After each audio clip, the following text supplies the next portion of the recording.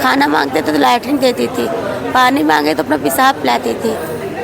कहती थी एक बूंद भी नहीं गिरना चाहिए। टाइम देती थी कि 10 मिनट में काम होना चाहिए। घड़ी हम देख रहे हैं, नहीं 10 डंडा तुम्हें देंगे। हमको खाना बासी भी नहीं देती थी, सड़ा भी नहीं देती थी, बस काम पे काम। कभी कदार जूट काट जो बचता था वो देती थी, नहीं तो हम बर्तन धुलने के लिए जाते थे तो जूट काट फेंकते नहीं थे, हम बटोर कर खाते थे। चाय तक हमें नहीं देती थी, चाय पत्ती को गाड़ के पीते थे कि चाय पत्ती गाड़ के पीते थे। हाँ, क्यों ऐसा किया? मतलब घर में नहीं था कुछ? हमको दे भी नहीं करती थी, नहीं सब देते थे फेंक देती थी, देती नहीं थी सब। और खाना कौन बनाता था? खाना हमसे नहीं बनवाती थी सब। और बकिया हर एक काम कराया, दोबारा तिबारा हर एक काम कराया हमसे। एक आध घंटे सोने के लिए मिल जाता था, मेरे आँख में मिर्चा भर दी है, मेरे सीने पे गरम तेल करके सुंदरी पांडे फेंक दी है। ऐसा कोई अंग नहीं बाकी दाग न हो। मेरा बाल तक काट दिया, पर लैट्रिन बाथरूम सुंदरी पांडे को खिलाई है मारते मारते। साथियों, हमारे साथ अंजू पांडे हैं। इनके साथ जो क्रूरता हुआ, जो दरिंदगी हुआ है, जो कुछ हुआ, अगर सुनेंगे तो आपके पैरों तले ज़मीन खिसक जाएगी और साथ साथ सोचने में मजबूर हो जाएंगे जिस प्रकार से इनके साथ घटना हुआ है। हाँ, शादी तो लव मैरिज हुआ है, लेकिन जिस प्रकार से जीवन व्यतीत हो रहा था ये अंदाज़ा घर वालों को भी नहीं पता चला। और आज इनकी हालत और स्थिति देखेंगे, आप सोचने में मजबूर हो जाएंगे क्या ऐसे ही हालत था? नहीं, ऐसा हालत नहीं था। इसके पहले कुछ ऐसा हालत था। आज ये बेड पे है, हॉस्पिटल में है, 7 साल शादी हो गया, यानी कोर्ट मैरिज इन्होंने किया था, दो बच्चे हैं। अंजू, आपका नाम अंजू पांडे है? हाँ, मेरा नाम अंजू पांडे है। अंजू पांडे। हाँ। शादी किससे की था? संजय पांडे से। वो कहाँ का रहने वाला है? लहतारा नहीं बसती। अच्छा, क्या हुआ आपके साथ? कैसे कैसे घटना हुआ? आप कैसे इतना साल जो है कि वहाँ पर थी, क्या क्या आपके साथ हुआ, पहले बताए दो। हमने तो कोर्ट मैरिज किया, वो टाइम बहुत अच्छा था। शुरुआत में उसकी माँ भी हमको बहू ने बेटी बना के ले गई। फिर उसके बाद स्टार्टिंग में पहले मेरा आदमी को मारने स्टार्ट कर दिया, बातों बात में हमेशा दहेज के लिए बोले कि जाओ अपने घर से 4 लाख रुपये अपने पाप से कह दो, ज़मीन में नाम लिख दे। और मेरे भाई को धमकाता रहता, 7 साल में धमकाया रहता था कि मेरे भाई को मरवा देंगे, उठवा देंगे, तुम्हें बहन के साथ करवा देंगे। मेरी मम्मी को बोलता था, सबको बोलता था, मुझे टॉर्चर करता रहता था। फिर मैं अपने घर वालों से भी बोल दिया कि लो मारो अपने लोग भी।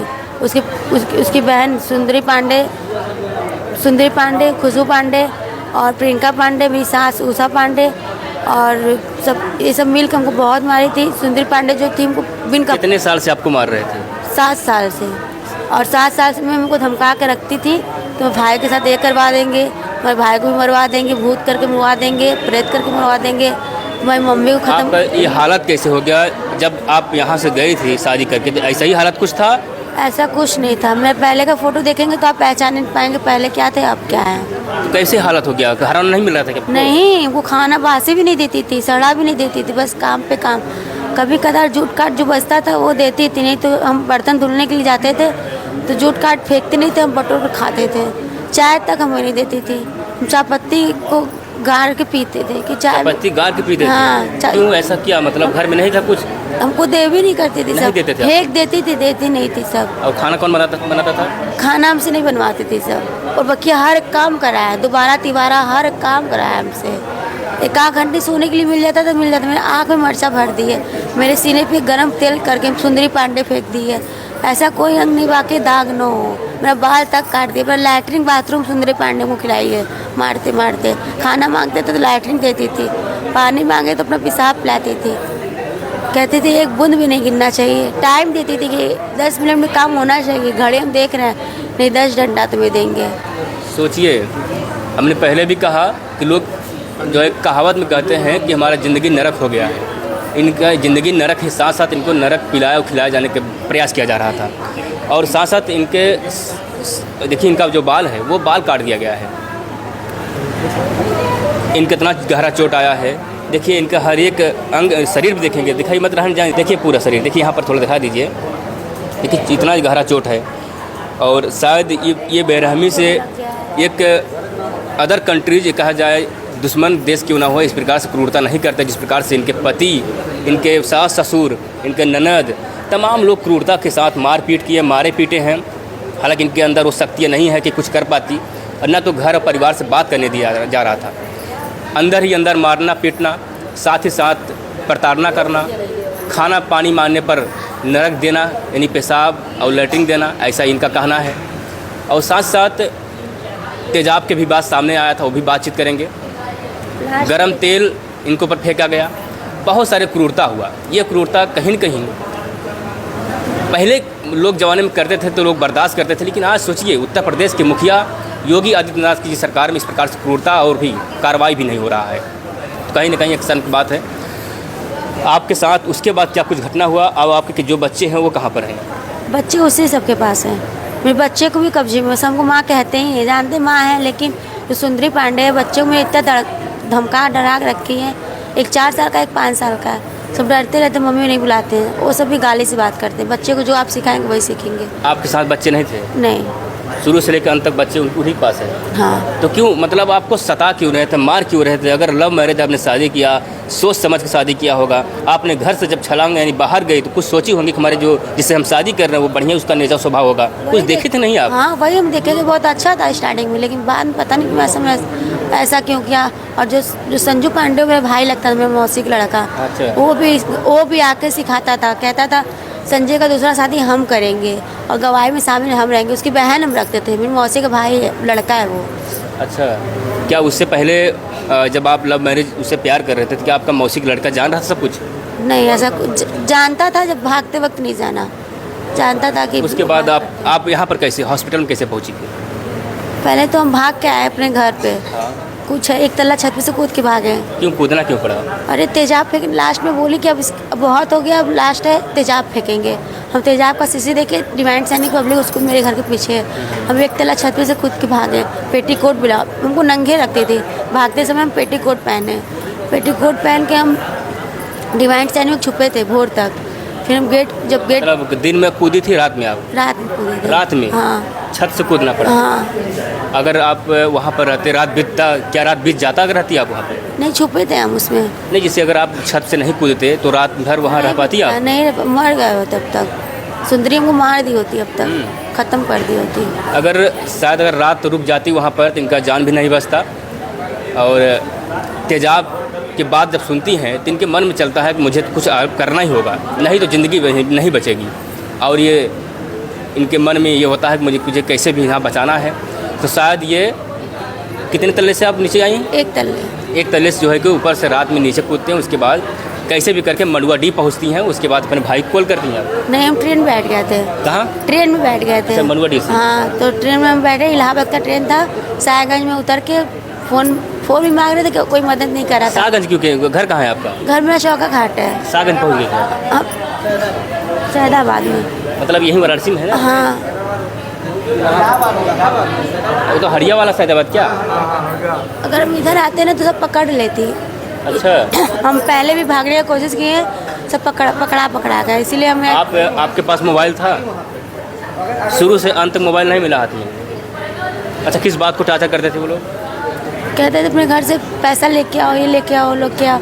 और मैं मुँह बंद कराए रहते थे। भाई को मेरे धमकाए रहते थे कि भाई को मरवा देंगे, बहन को ये करवा देंगे, माँ के साथ मैं ये करवा देंगे। हम पापा थे नहीं, इसी वजह से हम चुप रहे थे 7 साल। पापा थे नहीं? पापा क्या आप जब शादी अब आप लव मैरिज कर जब वहाँ गई थी आप, तो घर वाले कोई गया था बाद में? हाँ, पापा गए थे। पापा को मैंने बेइज्जत करके भगाई थी सुंदरी, रेतुकार गाली देकर भगाए थे। सुंदरी आपकी ननद है? हाँ। पापा माफ़ी मांग के माफ़ कर दो, अब एक हो जाओ, मिल जाओ, सब कुछ अच्छा हो जाएगा। लेकिन पापा को भगा दी सब। मतलब पहले से किसकी मतलब लापरवाही? क्या आपने कभी कोई गलती किया स्टार्ट में? नहीं, झगड़ा उगड़ा की स्टार्ट कैसे? हम कभी इतना मारी भी, हम कभी सबको कुछ भी नहीं किए।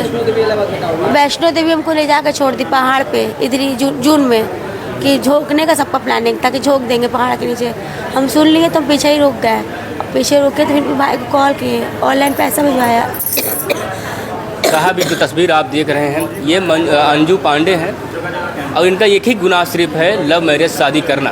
हालांकि बालिग लड़की स्वतंत्र होकर इन्होंने शादी की है, तो इसका मतलब कतई नहीं कि आप क्रूरता करोगे।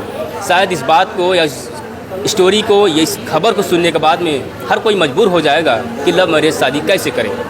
जिनके दिल और दिमाग में चल रहा होगा शायद अब सोचेंगे, जिस प्रकार से इनकी क्रूरता इनके साथ हुआ है, जिस प्रकार से इनके साथ घटना हुआ है, जो दरिंदगी हुआ है, कहीं न कहीं इस गहराई से अगर आप सुनेंगे तो पैर तले जमी खिसक जाएगी। देख सकते हैं आप किस प्रकार से इनका नाखून हो गया है।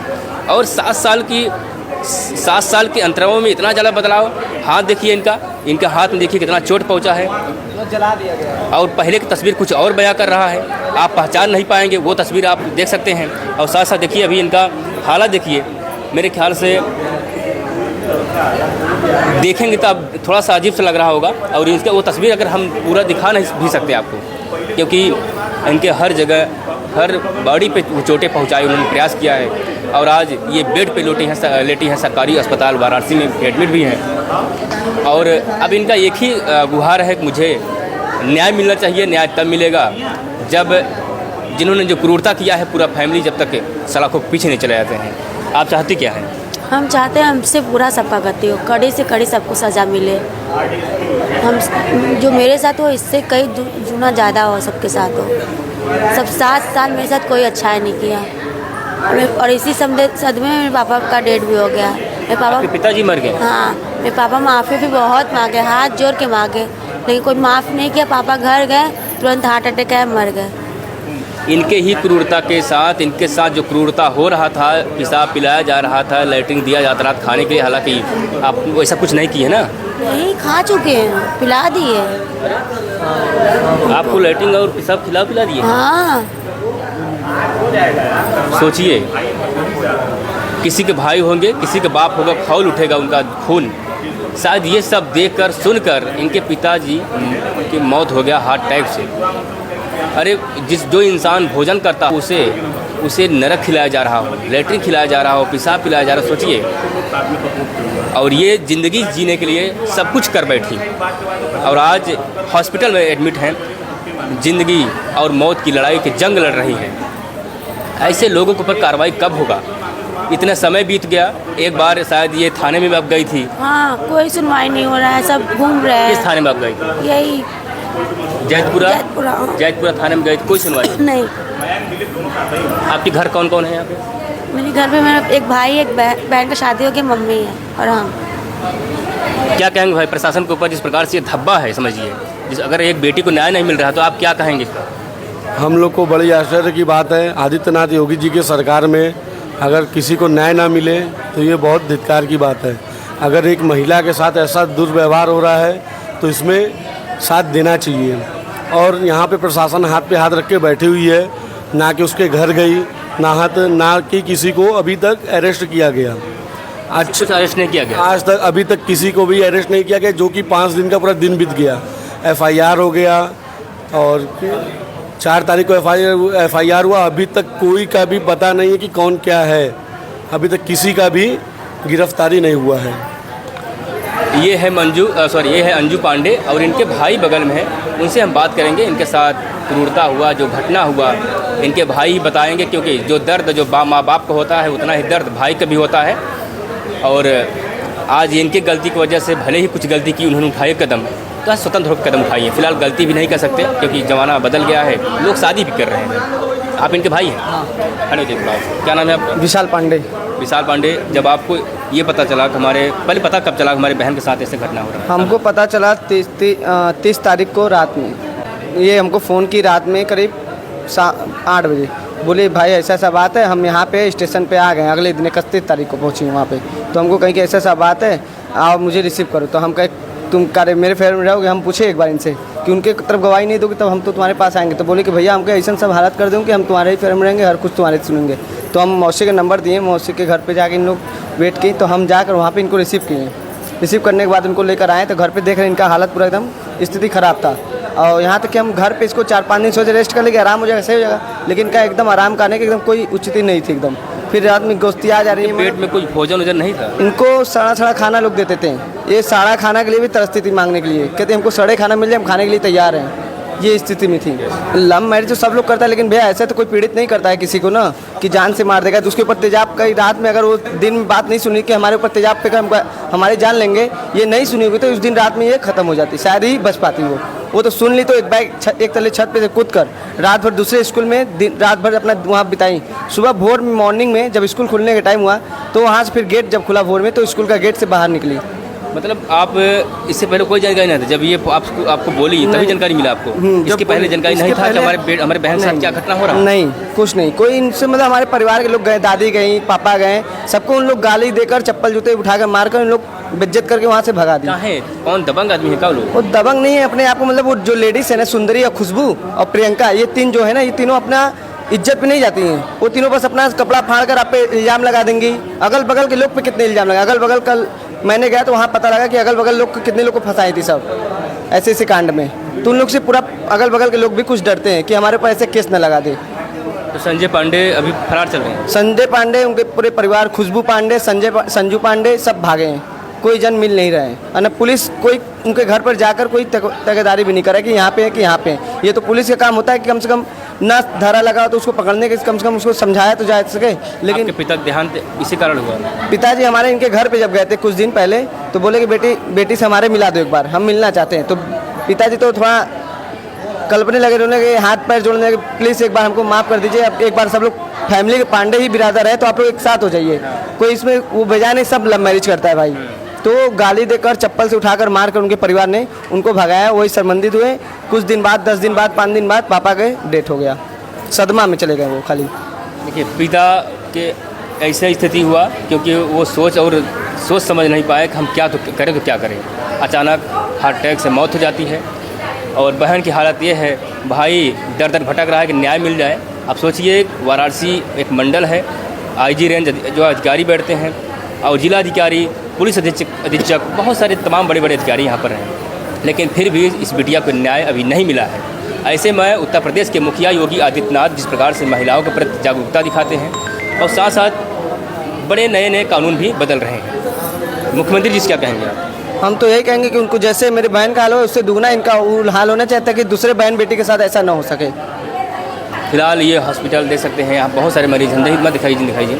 यहाँ पर मैं आया था, जो देख रहा है तो इनके बारे में सोच रहा है कि इनको कड़ी से कड़ी सज़ा मिलना चाहिए। दोबारा इन लोग जीवित ना रहे तो अच्छा है, क्योंकि कल के हमारी भी बहन बेटियाँ हैं, उनके साथ भी ऐसा हो सकता है।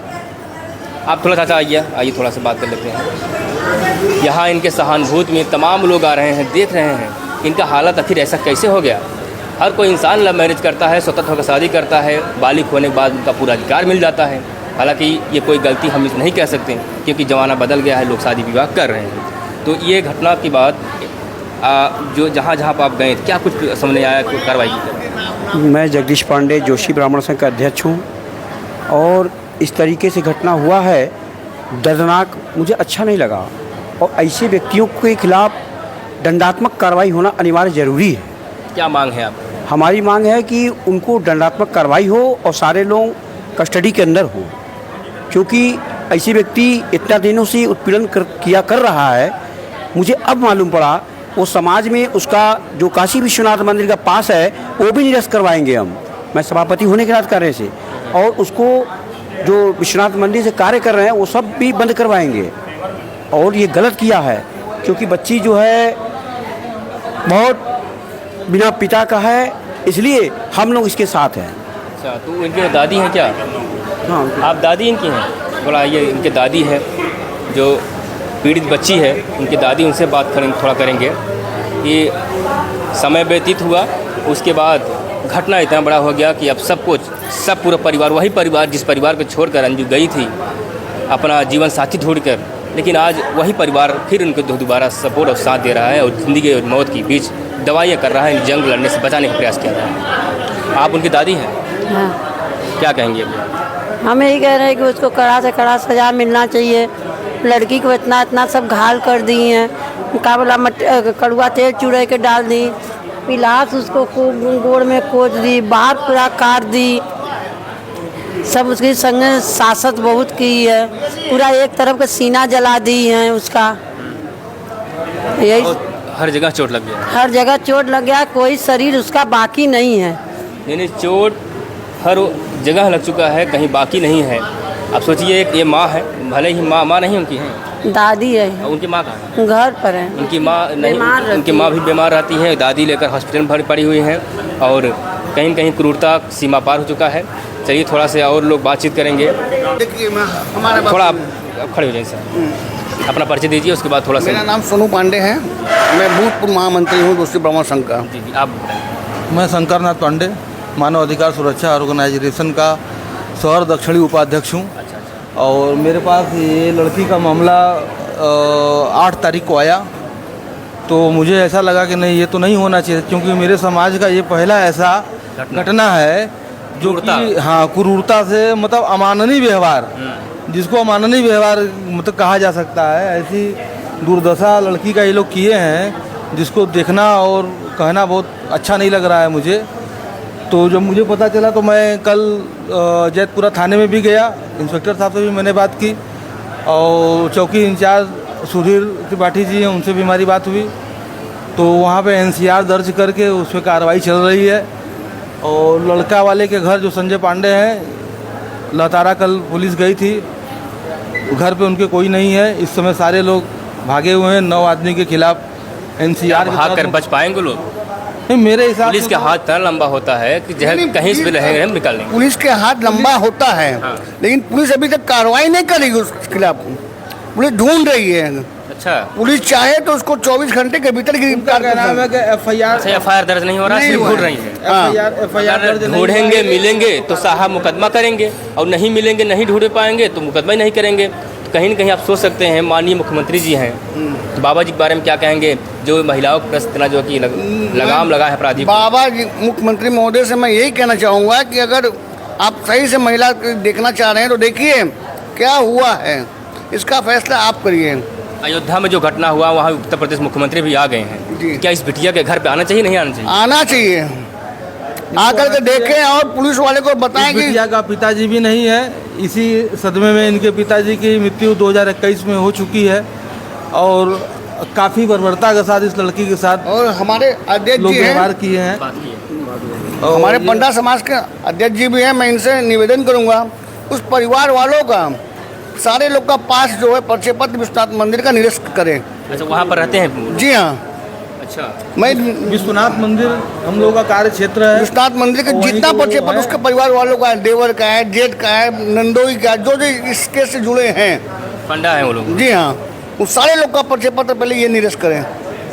फिलहाल वीडियो के शेयर करिए और साथ साथ मैं निवेदन करूंगा उत्तर प्रदेश के मुख्यमंत्री और यहाँ के जो पुलिस अधिकारी हैं और जिलाधिकारी महोदय, सबसे निवेदन करूँ इस मामलों का संज्ञान, क्योंकि मामला छोटा नहीं है, ये मामला इतना बड़ा है कि शायद हर कोई इंसान सोच रहा है कि घटना हुआ तो कैसे हुआ। फिलहाल वीडियो के बाद में कमेंट करिएगा कि अगली कार्रवाई क्या होना चाहिए। अभी कोई कार्रवाई नहीं हुआ है। आप सबका बहुत बहुत धन्यवाद।